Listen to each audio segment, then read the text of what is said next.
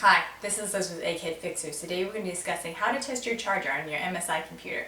The reason why we're going to be going over how to test your charger is it can cause symptoms like, for example, if your battery won't charge, your computer turns on and then off, your computer won't turn on at all, or it freezes. Last three problems of it freezing, won't turning on, or turning on then off. This is step 2 in a diagnostic process. So if you find that this fix doesn't work for those problems, proceed to the next fix listed in the description down below. Also, if you find that you don't have the tools necessary to do this repair, not the end of the earth. You could always just go ahead and buy another charger. They cost about $10 on eBay and they're really easy to get. But anyway, that's enough talking. On to the repair. First step in testing your charger, take your multimeter, look at the dial, and you're going to select this setting right here. Once you've done that, it's time to gather up everything you need.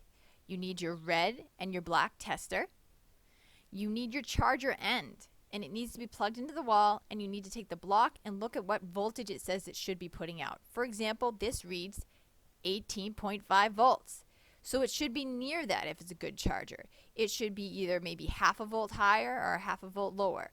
That's well within the margin of error for a charger that's working properly. Because if it's too high, it won't work. If it's too low, it won't work. Now you're going to take your black tester and you're going to set it on the outside of the charger. And then you're going to take your red tester and you're going to put it on the inside. Now, that red tester needs to try to hit that gold post on the middle of your unit. And that's how you'll test it properly. Once you hold this, the multimeter should read volts.